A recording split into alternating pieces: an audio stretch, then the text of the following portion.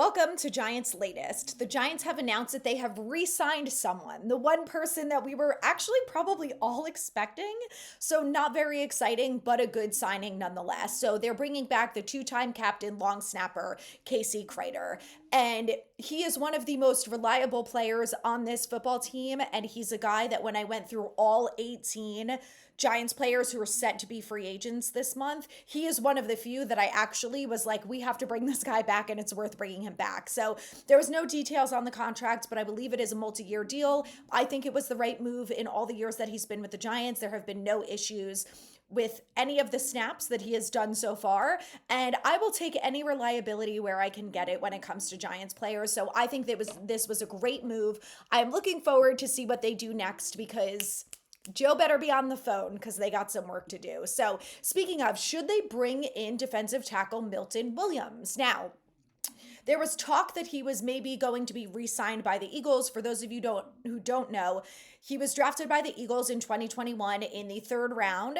And since then, he has been a pretty good defensive tackle for them. He showed up when it mattered most in the Super Bowl, had one of the best games of his career where he had multiple sacks and multiple tackles and just overall looked like a very good football player, as I'm sure us Giants fans all just watch with bated breath. But now, because of some of the re-signings that the Eagles have done, it is being reported that Sweat and Williams are likely to be available in free agency. And I think that the Giants should take a swing at Williams. Now, ultimately, I think if it doesn't work out for them, it's fine because there are going to be a plethora of defensive tackles that they can bring in the draft, which is great. This is a very defensive lineman, defensive tackle heavy draft. So they need to bring in someone regardless of where they come from. Dexter Lawrence needs some help.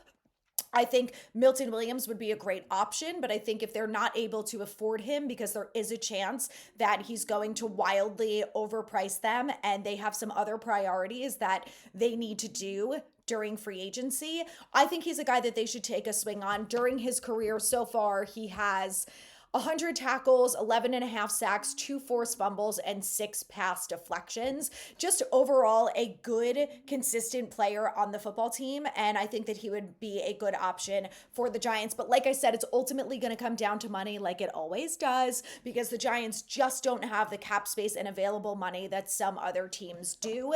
And you never know, there could be a possibility that the Eagles do end up bringing him back because somehow they have figured out how to keep everyone, pay them a ton of money, and not have any issues with it. So I don't really know why Joe Schoen can't figure out the same, but it would be great if he could get on that because someone needs to replicate what Roseman is doing and they need to do it yesterday. So please get on that, Joe Schoen. Would love to have Milton Williams in the building. I don't know if you guys have seen this yet, but when I saw this, it just really set me off. And I gotta tell you, I kind of hate mock drafts. I think they're fun to do, and I get why people are so obsessed with doing them. But at the end of the day, they don't mean anything. And when I hear that an NFL analyst has 3 quarterbacks being taken in the 2025 draft, 1, 2, and 3, and number 3 being the Giants picking Jackson Dart, because Eli Manning likes him and he likes Eli Manning and they both went to Ole Miss and they have this rapport and blah, blah, blah bullshit. This will be Daniel Jones 2.0 if they do that.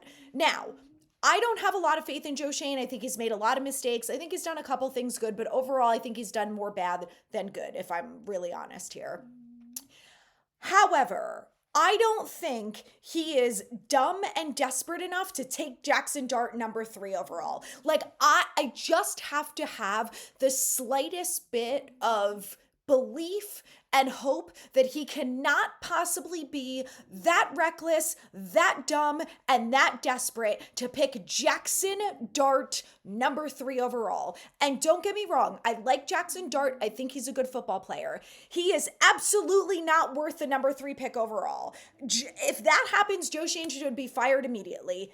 Immediately, let Brandon Brown take over from here on out. I don't care who he picks for the rest of the draft, but it will be better than what Schoen did at 3 if he ever picks him there. And the fact that an NFL analyst has the Giants doing this, absolutely infuriates me because it either means it could mean a multitude of things. In my opinion, it means that this man is wildly delusional and just wants to get a rise out of Giants fans, which good work. I'm sure that you did that from a lot of other Giants fans who saw that. But or the possibility is that he is wildly ill-equipped to do his job, which also could be a part of it. And then the third possibility is that he thinks that Joe Shane got a lobotomy in the last week, which I think is the least likely out of all those scenarios. And it really makes you wonder, right? Like, I think there's a large belief around the NFL, around different fan bases, and maybe around the football world as a whole that Joe Shane seems a little bit out of his depth and, maybe is not the best GM in the game, which agreed. I don't even think he's close. Like I said, Howie Roseman knows what he's doing. There's a couple other ones who do, and Joe Shane is nowhere near close to them. But to suggest that he is so bad of a GM, like this is worse than Dave Gettleman, we are talking, that he would pick Jackson Dart number 3 overall is truly mind-boggling to me. And I just can't understand where the thought process was behind this. I don't like it. I think there's a 0% chance that this happens. And honestly, like as a Giants fan, it pisses me off even more because it's infuriating to me that they brought this organization, they brought these guys back thinking, oh, this is going to fix it, because they did such a good job the first 3 years. But no, year 4 is really going to solve all the problems, and we're going to offer Matt Stafford over $100 million, but maybe that was it. Maybe that was the thing that really just sent this analyst, and he was like, wow, Joe Shane is really as bad. He's worse of a GM than I ever expected him to be. But as a fan, it pisses me off because it also makes me feel like there are NFL analysts and experts, if you will, who believe that Joe Shane is so horrific of a GM that he would pick a definite second rounder, maybe third rounder talent at number 3 overall. And that just pisses me off because I already don't think he's a great GM.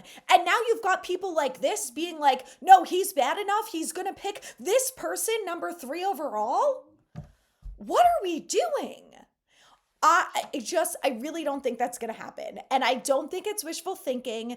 I don't think that they have Jackson Dart even remotely close enough. And this is what I'm going to say.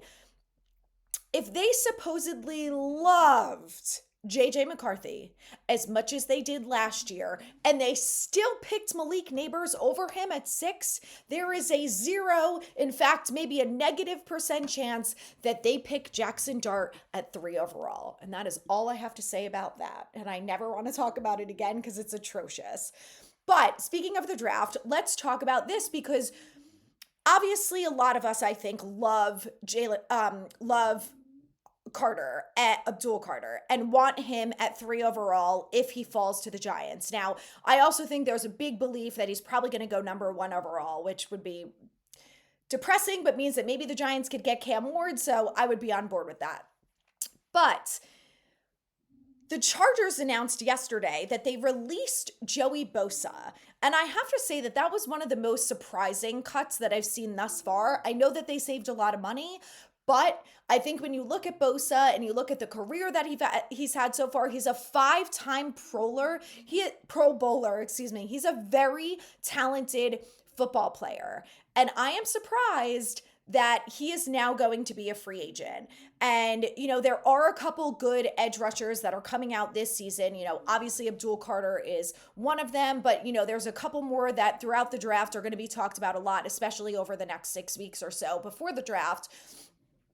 But I think that Joey Bosa is also a guy that should be looked into. Now, do I think that the Giants should pay him over drafting Abdul Carter? No. When you look at Abdul Carter, obviously you're getting a rookie who's on a 5-year deal, who is just coming out and expected to have, a really amazing NFL career. There's the comparisons to Micah Parsons, which we have all seen and I'm sure loved. And he's just got a lot of talent and he's young. And I think that's probably going to be, and he's also cheap. So I think those are the two things that obviously make him a better fit and better possibility for the Giants than someone like Joey Bosa. Because when you look at the Giants roster and you look at all of the positions that they so desperately need filled, yes, an edge rusher would like a better one thrown into the mix, but they are not in a position to pay Joey Bosa as much as he would be a fantastic addition to this team and would be super fun to watch. I just don't think it's in the cards for them. But you guys let me know what you think in the comments. Should the Giants take a swing at him? I think it can't hurt, but realistically, I don't think they are going to be a top team in the rotation to really bring in Joey Bosa. But stay tuned because free agency is coming up and it's coming up real quick. And I think it's going to be exciting for the Giants. So stay tuned because it should be fun.